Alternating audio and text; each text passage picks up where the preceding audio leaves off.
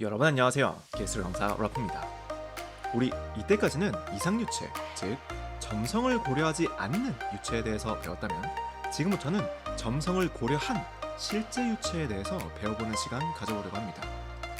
점성이라는 게 어떤 건지, 실제 유체로 알 수 있는 부분들은 어떤 것들이 있는지 천천히 다 설명드릴 테니까 집중하시고 같이 들어가 보도록 하죠.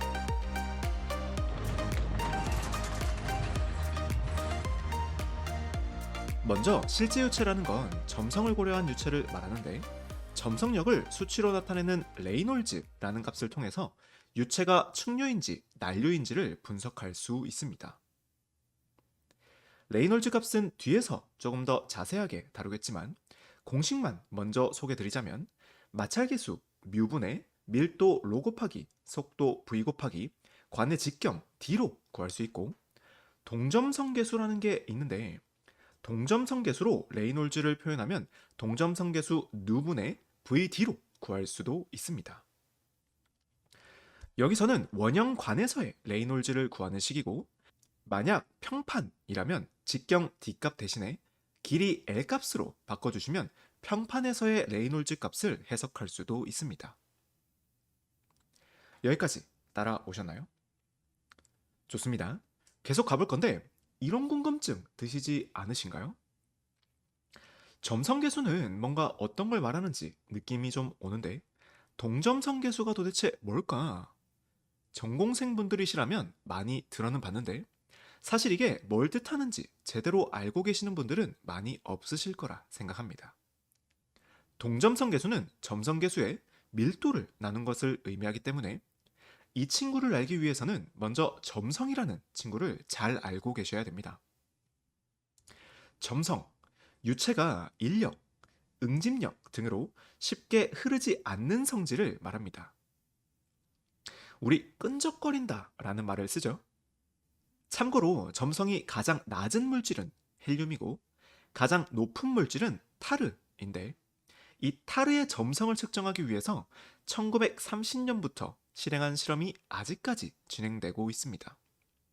실험 결과에 의하면 1930년도부터 지금까지 단 9방울만 떨어졌고 현재는 10번째 방울을 기다리고 있다고 합니다. 엄청 신기하지 않나요?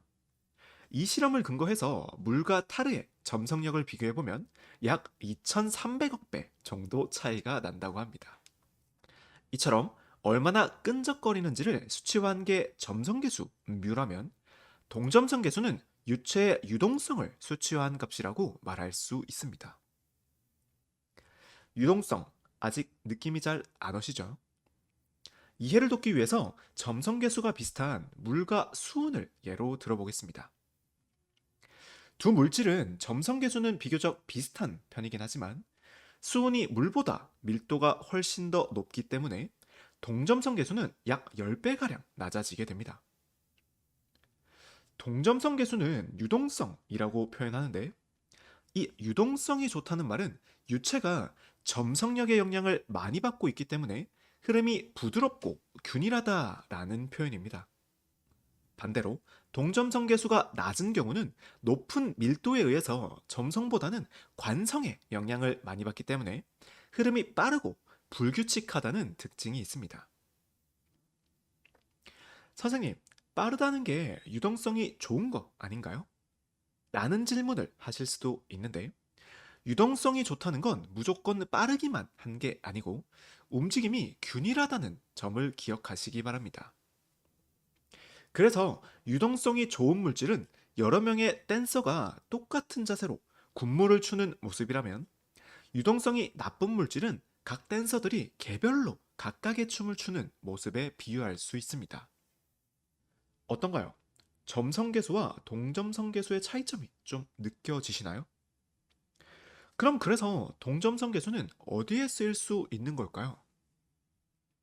동점성계수가 높다는 말은 그만큼 움직임이 균일하기 때문에 측류유동을 형성하기 쉽습니다. 그리고 이 측류유동은 난류에 비해서 힘이나 에너지 전달 또한 균일하게 전달할 수 있기 때문에 유체를 통한 힘 해석이 필요한 경우에는 가급적 동점성계수가 높은 물질을 사용해 주시면 좋습니다. 우리 앞에서 레이놀즈 수를 이용해서 측류와 난류를 판단한다고 했던 거 기억하시나요? 공식을 이용하면 어떠한 수치값이 나올 텐데 그 값이 원간을 기준했을 때는 약 2100 이하면 측류 유동이다 말할 수 있고 4000보다 크면 난류, 그 사이 값에 있으면 천이 유동이다 라고 표현할 수 있습니다. 평판인 경우에는 기준값이 좀 다른데 이는 평판과 원간의 유체 유동이 다르기도 하고 공식 보시면 원간에서는 직경 D값을 쓰지만 평판에서는 길이 L값을 쓰기 때문에 해석 방향이 조금 다릅니다. 그래서 평판일 때는 레이놀즈 수가 50만 이하이면 측류, 이보다 크면 난류구나 라고 생각해 주시면 됩니다. 마지막으로 이 점성계수는 시험에 그 단위를 물어보는 경우가 출제될 수 있고 생각보다 단위가 생소하다 보니까 제대로 외워두지 않으시면 당황하는 경우가 발생할 수 있습니다. 점성계수에서 가장 많이 나오는 값은 포아즈, 다인 세컨드 퍼 센티미터 제곱, 그람 퍼 센티미터 세컨드, 뉴턴 세컨드 퍼 미터 제곱 또는 파스칼 세컨드 정도가 될 거고 동점성계수에서는 스토크스와 센티미터 제곱 퍼 세컨드를 사용한다라는 점 알고 계셔 주셔야 합니다. 가끔 여기 적혀져 있는 킬로그램 퍼 미터 세컨드와 그람 퍼 센티미터 세컨드를 다른 표현 방법이라고 생각하시는 분들이 계시던데 두 개는 같은 표현 방법이고 단지 그 표현 단위만 다를 뿐입니다. 지금까지 실제 유체를 이해하기에 앞서서 점성에 대한 개념을 배워봤는데요. 점성계수와 동점성계수 그리고 측류와 난류에 대해서 이해가 되셨다면 지금부터는 본격적으로 실제 유체 단원에서 출제되는 유형들을 하나씩 살펴볼 예정입니다. 이번 시간에는 수평원간 해석 유형을 다뤄볼 거예요. 수평원간 유형은 기출에도 출제율이 아주 높기 때문에 반드시 이해해 주시는 게 중요합니다. 하나도 어렵지 않으니까 집중하시고 천천히 들어가 보도록 하죠. 수평원간 유형은 점성이 존재하는 실제 유체가 관 벽면에서 발생하는 마찰로 인해서 유량 변화 또는 압력 변화 그리고 손실 수도 등을 해석하는 유형이다 라고 생각해 주시면 됩니다. 어렵지 않죠? 오른쪽 그림 한번 보시면 이렇게 유체가 관을 통과하면서 벽면과 가까운 부분은 점성 마찰로 인해 속도가 중심에 비해서 점점 줄어들게 됩니다. 그 변화가 완전히 끝나게 되는 지점을 완전 발달 지점이다 라고 말하는데 이 완전 발달된 지점에서 속도 분포도를 보면 이렇게 벽면과 가까워질수록 속도는 줄어들게 되고 전달 능력은 커지게 된다는 걸 살펴볼 수 있습니다. 이 부분만 이해되셨다면 문제풀이는 간단합니다. 관 유동이 측류냐 난류냐에 따라서 조금 달라질 텐데 먼저 하겐포화젯이라는 공식이 있습니다.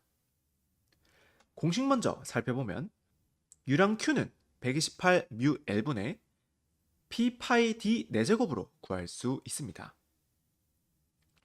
이 하겐포화젤 공식은 관유동이 측류일 때만 사용이 가능하고요. 난류일 때는 사용이 불가능합니다. 이 공식이랑 많이 헷갈릴 수 있는 게 평판일 때 유량을 구하는 공식이 따로 있습니다.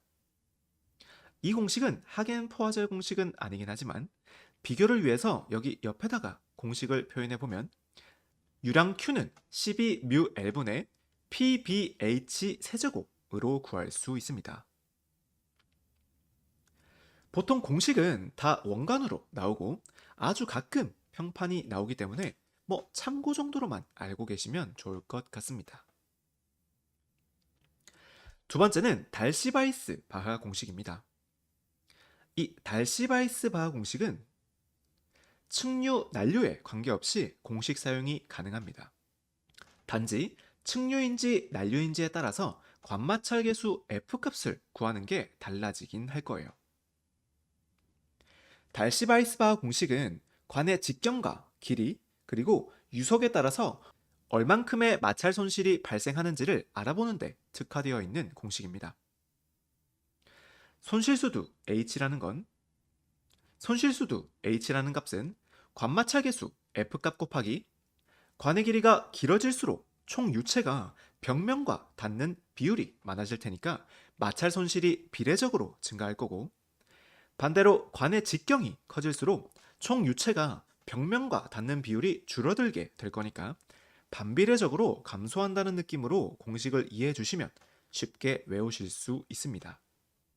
그리고 이 손실이라는 건 결국 유동에 의한 마찰이기 때문에 뒤에는 속도 수두인 2지분의 v제곱을 곱해주시면 달시바이스바하 공식 완성입니다. 이해되시나요? 그리고 이때의 관마찰 계수는 측류유동일 때의 공식인 레이놀즈 분의 64는 외워주시는 게 필요할 거고요. 난류일 경우에는 관마찰 계수 값은 문제에서 거의 주어지기 때문에 굳이 공식을 외우고 계시진 않으셔도 됩니다. 여기까지가 가장 기본적인 수평원간 해석 유형입니다. 충분히 할만하시죠? 이제 여기서 조금씩 응용을 들어가 볼 건데, 먼저 이 달시바이스바하 공식인 손실수두 개념에서 비중량 감마를 곱해주면 압력 손실 델타 P를 구해낼 수 있습니다. 그리고 이 압력 손실 공식에서 압력 손실 값이 문제에서 주어진다면 속도 V 값을 구할 수도 있는데, 여기에 면적 A 값만 곱해준다면 최종 유량 Q는 VA라는 공식을 이용해서 유량을 구해낼 수도 있습니다. 지금은 조금 와닿지 않으실 수도 있는데 나중에 문제 풀면서 이게 무슨 말인지 천천히 다시 한번 설명해 드릴게요. 이 부분을 통해서 말하고 싶었던 부분은요, 이 하겐포화젤 공식과 달시바이스바하 공식은 서로 연관되어 있다는 부분입니다. 가끔 학생분들이 질문하시는 걸 보면 선생님, 이 문제는 하겐포화젤을 써야 하는지 달시바이스바하 공식을 써야 하는지 모르겠습니다 라는 말을 해주시는 분들이 많이 계시던데, 두 공식이 모두 사용 가능한 측류유동이라면 아무 공식이나 쓰셔도 다 풀리게끔 되어 있습니다. 단지 어떤 공식을 쓰면 좀 더 빨리 풀릴 수 있는지 정도의 차이가 있을 뿐이에요. 좋습니다. 마지막은 측류유동에서 전다 능력을 구하는 문제가 나올 수 있는데, 단순히 공식 기억하고 있으시면 되니까 어렵진 않습니다. 전다 능력 타우는 4L분의 PD로 구해주시면 됩니다. 어떤가요? 여기까지 해서 실제 유체 개요 부분과 수평원간 해석 부분을 알려드렸는데 이해가 좀 되시나요? 정섬과 동점성의 개념과 차이에 대해서 좀 알아봤고요. 점성계수의 단위를 물어보는 문제가 종종 출제되고 있으니까 이 부분 한번 잡아주시는 게 필요할 거고, 수평원간 해석에서는 측류유동에만 사용할 수 있는 하겐포화젤 공식과 측류 난류에 관계없이 사용할 수 있는 달시바이스 바하 공식이 있었고, 이 달시바이스 바하 공식에 있는 관마찰 계수는 측류일 때의 공식 레이놀즈 분의 64는 외워주셔야 되고, 난류일 때의 공식은 외우지 않으셔도 된다.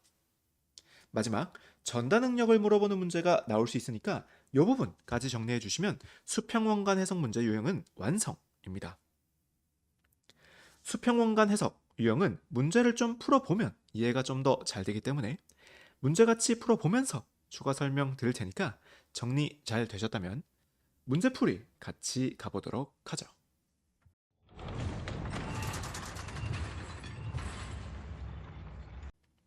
첫 번째 문제는 점성계수의 단위를 물어보는 문제가 나올 수 있습니다. 점성계수 단위는 속도나 압력처럼 익숙한 단위가 아니기 때문에 외워두지 않으면 헷갈릴 수 있는 문제입니다. 이런 시간에 배웠던 단위 다시 한번 떠올려 보시면 점성계수는 포화즈로 시작해서 이런 단위들이 있었고요. 동점성계수는 스토크스라는 단위를 주로 사용합니다. 저는 스토크스의 ST가 스타트의 ST와 똑같고 스타트라고 하면 좀 움직이는 듯한 느낌이 있어서 스토크스는 동점성계수구나 라고 외우고 있는데, 여러분들도 이렇게 한번 외워보시면 어떨까 합니다.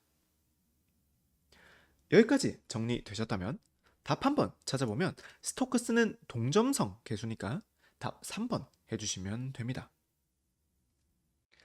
두 번째 문제는 수평원간 해석 문제를 가지고 왔는데요. 같이 문제 한번 읽어보면 점성계수와 직경이 주어졌고요. 수평원간 내를 측류로 흐를 때라는 정보를 줬으니까 이 문제는 수평원간 측류유동 해석 문제구나 라고 접근해 주시면 됩니다. 그럴 때 유랑 Q는 얼마인가? 이렇게 물었죠. 우리 수평원간 측류유동에서 사용할 수 있는 공식은 하겐포화젤 공식과 달시바이스바하 공식이 있었는데 이론 시간에 말씀드렸듯이 두 공식 모두 측류일 때 사용이 가능하기 때문에 두 공식으로 모두 유량풀이가 가능합니다. 다만 어떤 공식을 쓰는 게 더 빨리 풀리는지는 차이가 있기 때문에 두 공식으로 모두 풀어보면서 비교 설명 드릴게요. 먼저 하겐포화젤 공식으로 풀어보겠습니다. 하겐포화젤 공식은 공식 자체가 유량 Q에 대한 공식으로 이루어져 있습니다. 128 μL분의 P 파이 D 4제곱이었죠. 정보값들 다 주어졌으니까 넣고 구해주시면 3.14 곱하기 10의 마이너스 5승이라는 값이 나오게 될 거예요. 어렵지 않죠?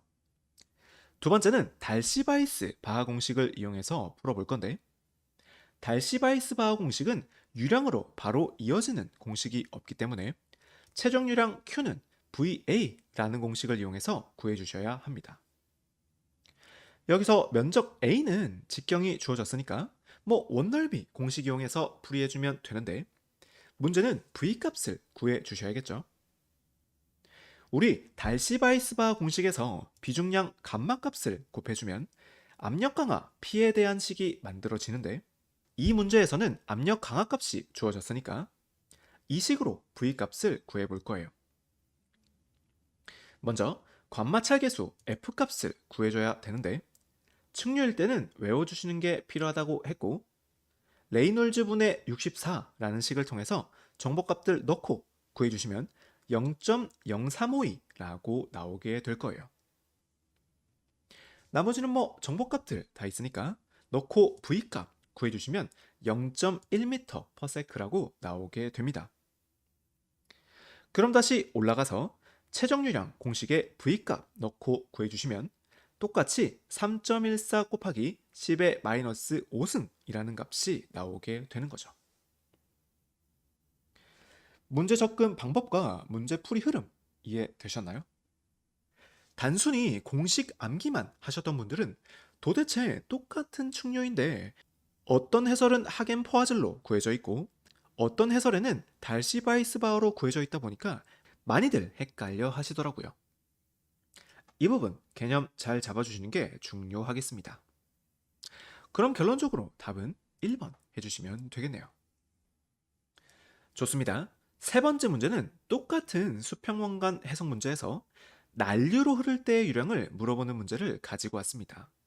수평원간 난류일 때는 달시바이스바하 공식만 사용이 가능했었고요. 이번에도 유량을 물어봤기 때문에 최종 유량 Q는 VA로 구해줘야겠구나 라고 문제 접근해 주시면 됩니다. 반지름 값을 줬으니까 면적 A는 구할 수 있겠고 앞에서 구했던 것처럼 V값을 구해주시면 될 건데 달시바이스바하 공식의 비중량 감마값을 곱해서 압력 강하 공식으로 바꿔준 다음에 주어진 정보값들 넣고 V값 구해주시면 1.77m/s라고 나오게 되실 거예요. 그럼 이 값을 위식에다가 넣고 풀어보면 0.005m/세제곱/s라고 나오게 될 거고 요거 좀 헷갈려 하시는 분들 많은데 1리터는 0.001m/세제곱이니까 환산해 주시면 5리터/세컨드 해서 답 2번 해주시면 됩니다. 자, 오늘의 마지막 문제, 전다능력 문제입니다. 여기서는 수평원간이라는 말은 주어지지 않았지만 파이프라는 부분과 측류유동이라는 정보값들로 보았을 때 수평원간 측류유동 문제구나 라고 문제 접근 해주실 수 있습니다. 여기서는 전다능력을 물어봤고 우리 이론 시간에 배운 전다능력 공식 한번 떠올려보면 4L분의 PD로 구할 수 있었죠. 여기서는 직경 D가 아닌 반지름 R로 보기가 주어졌으니까 R로 바꿔주시면 2L분의 PR 해서 답 4번 해주시면 됩니다. 어떤가요? 수평원과 문제 이해가 좀 되셨나요? 한 번만 감 잡으신다면 하나도 어렵지 않은 문제 유형이기 때문에 흐름만 잘 잡아보시기 바랍니다. 그럼 오늘도 강의 들으시느라 너무 고생 많이 하셨고요. 다음 영상은 더 좋은 영상으로 찾아뵙도록 하겠습니다.